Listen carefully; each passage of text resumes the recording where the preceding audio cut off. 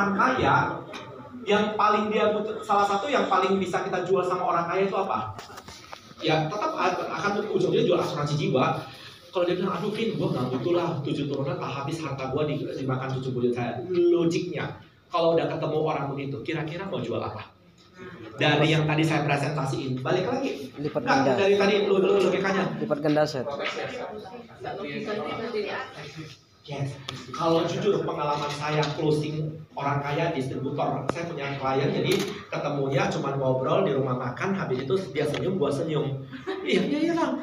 Kita agen asuransi disenyumin orang, ya udah ya kok kayaknya familiar banget, kayaknya kita sering ketemu ya. Padahal gua dalam hati gua baru ketemu ya, lu senyum ya gua senyum aja gitu loh.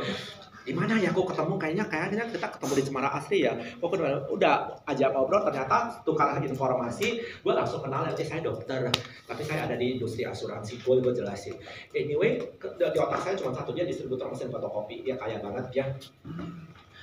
Yang saya di otak saya, kalau udah umur kocapan, udah tua, udah rambut putih, banyak harta, salah satu yang paling dikhawatirkan adalah bagaimana proses mendeliver harta ini ke generasi berikutnya. Itu biasa kepikiran sama orang-orang tua.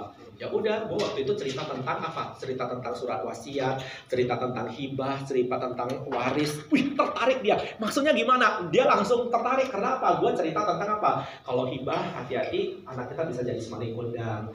Kalau waris, gimana? Nanti kok mau bagi, belum tentu loh sesuai dengan keinginan hati kita. Udah wasiat. Tapi itu gue tinggal cerita. Waktu itu belum ada produk tradisional.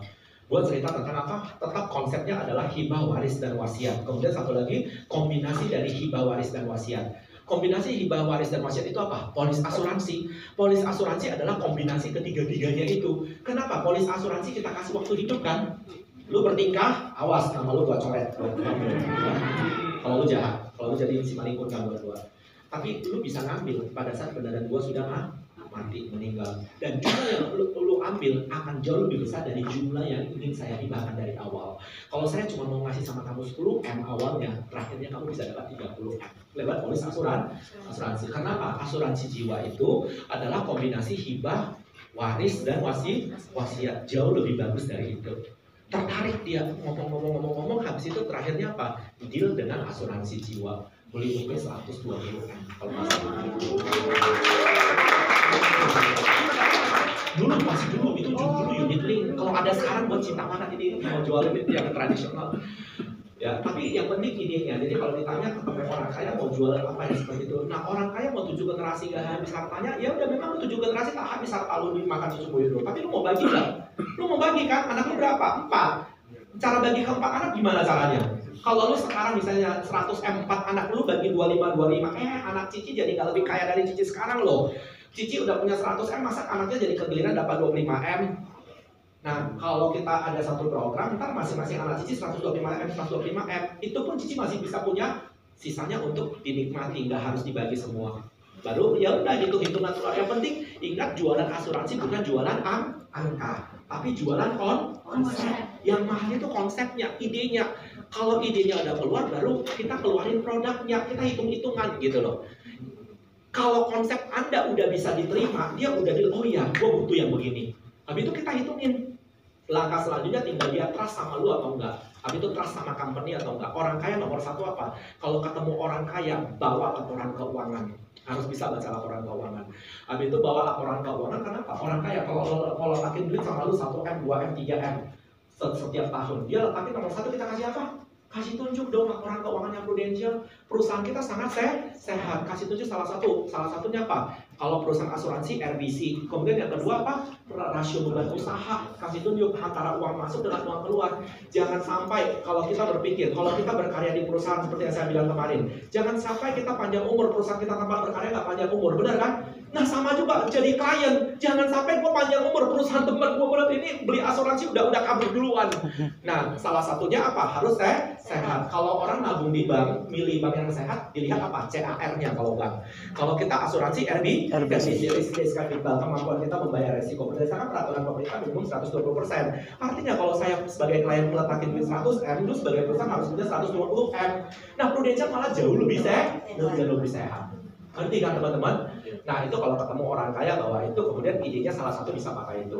Atau kalau sama orang kaya idenya sekaya apapun orang, kalau sakit, ujung-ujungnya harta sebelum juga bisa habis. Nah, kalau dia bilang udah punya asuransi kesehatan, ya udah bomba, jangan lagi. Tapi kalau dia bilang belum, ya udah, Anda bisa presentasi pakai gentong bocor. Habis, nggak apa-apa, habis artinya selesai, itu bisa Mbak ini ya. Ini bisa dihapus nggak nih? Nggak bisa ya? Ya, nggak apa-apa, nggak usah. Jangan ditambah lagi. Stop. Jangan ditambah. Nah, teman-teman, saya kasih tahu kalau misalnya contoh kita bilang sama orang kaya, oh sorry ya, izin. Seperti Koko kan sekarang kan bisnis ya kan Kok. Tujuan Koko bisnis pasti sama lah untuk dapat duit. Nah, duit yang udah kita dapatkan di mana ya Koko kan bisa tabung dalam bentuk tabungan, dalam bentuk deposito, reksadana, saham, beli tanah, beli emas dan lain-lain. Tapi dari semuanya itu pasti sebagian ada yang bocor, jadi pengeluaran untuk listrik, telepon, air, pendidikan anak, biaya hidup sehari-hari. Kalau begini siklusnya no problem, tapi kebayang nggak suatu saat di luar kemauan dan kontrol kita sakit berkepanjangan. Begitu kita sakit berkepanjangan, kita berusaha bisnis jangan ditambah lagi Pak. Nah, kita nggak bisa bisnis. Pada saat kita nggak bisa bisnis, otomatis penghasilan kita berkurang ataupun stop. Tapi yang namanya pengeluaran ini akan makin besar. Kebayang nggak ya, yang masuk nggak ada, tapi yang keluarnya makin besar. Bisa-bisa aset, harta, tabungan yang telah kita simpan dengan berjerih lelah selama bertahun-tahun akan hilang sekejap oleh karena sakit kritis. Oleh karena itu orang sekelas Bapak butuh yang namanya program proteksi aset, yaitu suatu usaha untuk melindungi aset yang telah Bapak rintis dengan berjerih lelah selama bertahun-tahun sehingga tidak habis sekejap oleh karena sakit kritis. Semoga bisa membantu ya. Kalau ketemu orang kaya cerita begitu biasa. Karena logiknya orang kaya, lu sekarang banyak harta, tapi begitu sakit satu-satu bisa terkuras tuh. Harta sebelum juga bisa terkuras. Nah, that's why proteksi aset yang bisa dijual itu apa? Jual dulu PPH Plus untuk melindungi aset, atau jual PSS Pro, baru jual lagi PCB, baru jual lagi asuransi jiwa dan seterusnya. Bebas. Yang penting idenya muncul dulu. Ya, menjawab ya. Kok utang gua lunas ya? Koko, utang gua lunas ya, udah terjawab. Tapi gini, ada satu. Belum terlunas sih. Belum terpuaskan, susah pokoknya. Orangnya belum kondangan. Ini nggak apa-apa kok, mainkan aja. Oh ya, orangnya ngomong gini. Ya kalau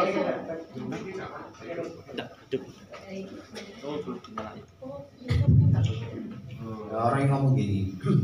Wah, kalau sudah sampai separah itu, sakit separah itu, ya ujung-ujungnya juga mati kok. Jadi buat apa kalau sampai habis? Jadi dia bilang cukup asuransi kesehatan, sudah dapat cover 7M. Kalau sampai 7M itu habis, boosternya juga habis, ya berarti sebenarnya sudah penyakitnya sangat parah sekali dan nggak perlu lagi sebanyak itu uang yang dibutuhkan. Nah, itu yang pernah saya maksud. Nah, jadi kalau dia ketemu orang kaya, dia bilang dia udah punya kartu kesehatan, ya udah memang cocok, jawaban dia benar. Dan dia kalau benar-benar kaya, 7 turunan nggak habis, udah jangan jual PCB sama dia, tapi jual apa? Jual asuransi jiwa. Nggak boleh jual PCB, karena PCB itu biasanya kita jual sama orang yang masih aktif income.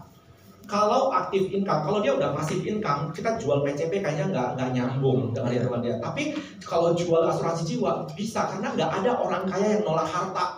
Percaya, orang kaya masih pengen lebih kaya lagi. Salah satu cara membuat orang kaya supaya lebih kaya lagi apa? Ya lewat asuransi jiwa. Nah, kenapa orang kaya semakin lebih kaya? Nah, contoh, sekarang dia punya 100M. Habis itu anaknya dia beli lagi. Anaknya nanti apa? Jadi punya lebih kaya lagi, cucunya lebih kaya lagi, dan seterusnya dari generasi ke generasi. Dengan ya udah jualnya asuransi jiwa kok.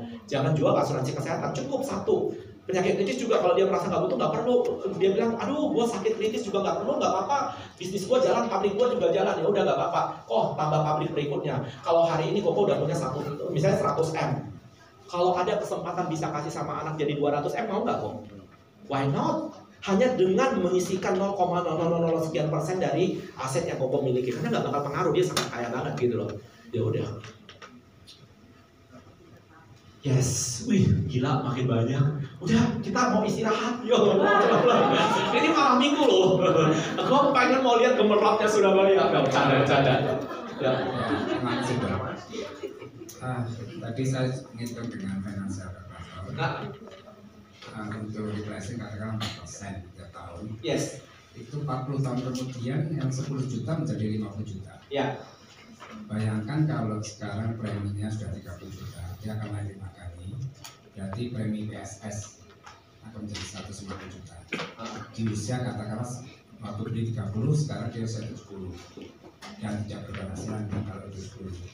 Yang dulunya premi dia 30 juta bisa bayar, sekarang usia 70 menjadi 150 juta. Itu yang terus terang kita takutkan, dan apakah kita perlu mengatakan sesungguhnya seperti itu? Gini loh ya teman-teman, kalau menurut saya orang asuransi kesehatan itu sudah jadi satu kebutuhan primer setiap orang. Dan orang sudah harus bisa prepare pada saat dia pensiun, dia sudah harus ada dana yang dia alokasikan untuk dana kesehatannya dia. Kalau enggak, apa yang terjadi? Kalau enggak, ya udah dia usahain anaknya dia. Waktu tua nanti apa? Kita jadi bebannya anak. Anak kita bisa bertengkar loh, gara-gara apa? Kegiliran punya 3 anak, lu yang lebih sukses, lu yang lebih tua, lu bayarin papa lebih mahal. Kebayang nggak kalau kita jadi orang tua di rumah sakit, anak kita bertengkar karena biaya rumah sakit? Kalau nggak mau kejadian begitu, pastikan punya asuransi kesehatan. Dan asuransi kesehatan dimanapun pasti, satu, premi naik setiap tahun, yang kedua dipengaruhi dengan tingkat inflasi, itu bohong. Dan salah satu hari ini bagusnya Prudential, kita punya produk Well yang bakal keluar nanti, yaitu produk yang dia betul-betul risk based pricing. Artinya pengalaman klaim kita kalau nggak banyak klaimnya, ya kita nggak reprice-nya nggak banyak gitu loh. Nah itu jadi lebih terkontrol untuk dia punya penyesuaian harga repricing-nya. Nah tetap harus dijelasin, ya tetap jelasin. Sebenarnya kalau kita perhatikan, kenaikan hanya berdasarkan pertambahan usia. Kalau ditambah preminya kita, paling cuma 1-2% kok naiknya. Tapi kalau terjadi repricing, mules perut kita. Bisa sampai 30%, bisa sampai 40%. Dan kondisi tahun-tahun yang sebelumnya. Nah tapi, ya ini juga akan di-manage sama, ini udah masuk di OJK, masuk di apa, ini jadi problem semua orang. Dan bukan cuma kita, semua perusahaan asuransi. Nah PR-nya apa yang harus kita lakukan? Ya udah, kalau saya berbenah, contoh, emangnya contoh terlepas mau PSS mau PPH plus sama-sama kan, dua-duanya repricing kan, bedanya cuma satu, coy-nya aja yang naik. So one day kalau lu nggak sesuaikan premi, coy lu juga bisa lebih tinggi daripada premi, biaya asuransi lu bisa lebih tinggi dari premi. Tetap les, jadi mau di perusahaan manapun sama. Kok di Singapura nasabahnya juga sama kok naik. Jadi dia mules perutnya, dia beli instan waktu itu. Habis itu dia sampai, aduh pusing, dia bilang naiknya gila-gilaan banget, terakhir dia tutup juga. Dia beli di Prudential di Indonesia. Gak apa-apa, di Indonesia masih lebih murah, dia bilang. Yang penting gue bisa pakai, kan di Singapura bisa, gue bilang. Ya, tetap memang harus naik kok, gak ada pilihan, gak ada choice kalau asuransi kesehatan. Karena gak ada asuransi kesehatan yang masa pembayarannya fixed pay, sama seperti critical illness dan asuransi jiwa. Until now belum ada, dan mungkin kedepannya kayaknya gak masuk akal ya kalau bisa dibuat jadi fixed pay. Gimana caranya ya? Gak bisa, karena gak bakal ada yang ya jangan. Kalau masih bisa, orang masih bisa ini ya pakai prepare dari sekarang, ya harus prepare. Contoh kayak klien kita, dia beli gold umur 60-an waktu itu kan. Kalau nggak salah preminya awalnya 72 juta loh. 72 juta. 70 tak berapa, pokoknya naik hampir 2 kali lipat karena orang umur 75 sorry, yang harus terakhir masuk dia. Jadi singkat cerita karena ada sedikit pokoknya kolesterol nggak bagus atau apa, beberapa terakhir dia hampir 2 kali lipat, jadi hampir 139. Detik terakhir masih mau nggak, besok udah ulang tahun, next birthday nggak bisa loh. Dia terakhir sign dan anaknya bilang, papa beli aja, nggak apa-apa, papa beli. Karena orang ngerti, gila ya keluarin 140 juta versus 35 miliar, masih oke kan? Kalau dibandingin dengan manfaatnya masih oke nggak? Masih oke sebenarnya. Sorry, kalau kita nanya, contoh, mobil, siapa yang punya mobil? Rata-rata kita punya mobil di asuransi nggak? Asuransi mobil rata-rata berapa? Rate-nya kurang lebih 2% ya, tergantung kalau mobil mewah rata-rata 2%. Lu beli mobil Alphard asuransi 2% berapa? Lu bisa bayar contoh 800 juta kali 2%. Asuransi lu bisa 16 juta loh. Itu mobil. Yang ngasilin mobil siapa? Kita. 10 mobil lagi bisa kita cari. Mobil aja lu asuransikan, masa diri lu gak mau lu asuransikan? Kita rate-nya berapa? Kecil banget. Kalau lu mau hitung contoh 455 bagi 11 miliar 0,0 sekian persen. Habis itu gold, misalnya 150 juta dibagi dengan 35 miliar kali 100%, wah kecil banget rate-nya. Artinya asuransi kesehatan itu kalau lu bisa sayang sama mobil lu, masa lu gak sayang sama diri sendiri? Berarti intinya nanti diarahkan pembayaran ke anak. Kalau udah tua, sebenarnya jangan arahkan ke anak. Kalau saya strateginya kalau dia kaya, justru harus prepare dari sekarang. Salah satu cara prepare-nya untuk generasi tua, Koko bisa masuk di investasi. Koko siapin deposito, siapin apa. Nah kalau Koko mau, tempat gua ada. Tapi ngambil jangan yang high risk ya. Kalau orang tua, ngambil yang fixed income ataupun cash funds. Ya udah dapat satu PIA lagi, masuk lagi PIA sama kita. Ya ini pelan-pelan untuk bayarin waktu usia tua nanti. Ya memang harus prepare, bowat, nggak bisa enggak. Ya jelas dok. Satu lagi boleh dok. Ya. Saya waktu PGB pernah UB jiwa saja itu kita bayar sampai 30 tahun tetap bintang-bintang. Kalau dibandingkan perwarisan bayar 10 tahun atau 15 tahun dengan UB yang sama sudah oke. Kenapa nggak jual warisan? Enggak, maksud saya timbul pertanyaan mengapa di PGB sampai terjadi seperti itu, bayar panjang pun dia tetap bintang-bintang. Padahal nggak ada PPH plus nggak terjawab. Ya, jadi gini, karena prinsip kerja dari unit link itu nasabah store duit namanya premi. Dari premi terbentuk sebagian nilai tunai, sebagian membentuk nilai tunai. Dari nilai tunai potong biaya asuransi. Nah, jadi biaya asuransi ini harus dibayar seumur hidup. Dia mau di-cover sampai 99, berarti sampai 99 dia bayar. Kemudian dia meningkat sesuai dengan pertambahan usia.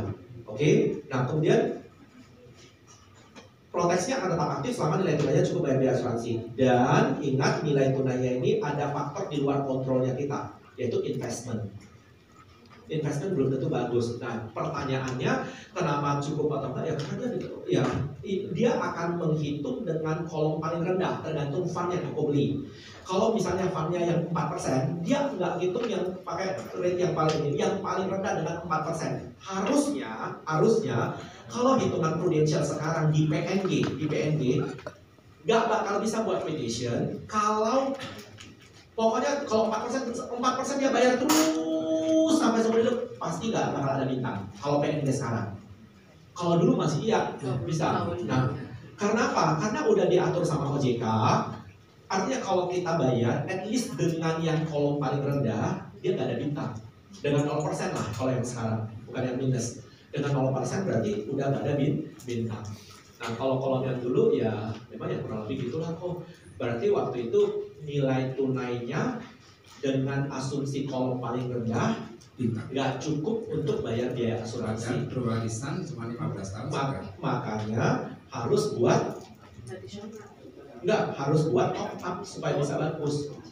Harus dimasukin kalau top up. Problemnya bukan begitu. Problemnya tradisional yang perwarisan dengan 15 tahun sudah tercapai UP-nya sekian, tapi dibuat pakai PGB 30 tahun pun bintang. Ya, karena PGB harus bayar biaya asuransi terus. Kalau yang di perwarisan kan tradisional produknya beda, hitungannya mereka udah ini. Justru kalau mau bandingin, contoh kalau dia beneran usia tua, jualnya anugerah bukan warisan. Anugerah jauh lebih murah lagi dibanding warisan. Kalau usia tua. Kemarin kan waktu saya di Surabaya kan, kemarin di sini kan saya sharing anugerah, benar nggak? Kemarin anugerah dengan PS warisan, artinya anugerah itu justru jauh lebih murah di usia tua. Karena saya closing kok usia 60 berapa kalian buat 67 atau berapa ya kemarin lupa. Jadi total yang dia setor udah lebih besar daripada UP di perwarisan. Tapi dia mau beli, saya bisa yakinkan dia. Waktu itu dengan ini bayar 15 tahun. Kenapa? Saya cuma bilang, sorry, artinya potensi untuk 15 tahun ke depan kan belum lunas juga, ada potensi kan, tanda kutip.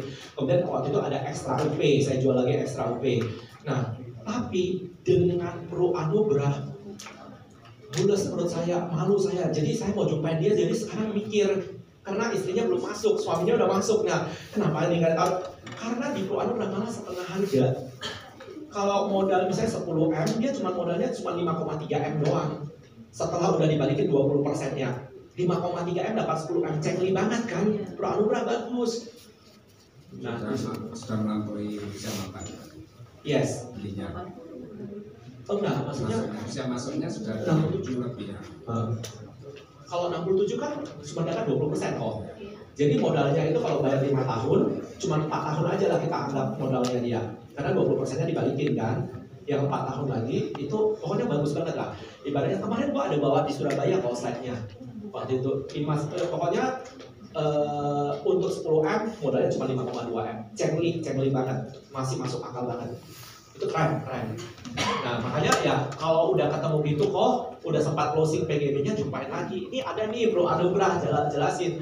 Udah kalau lu lanjutin terus potensi coy yang lu bayar, lu hitung aja. Nah kalau dibanding di convert ke anugerah seperti apa? Keren, anugerah dijamin lagi kan, maksudnya 15 ya 15, 5 ya 5 tentunya loh.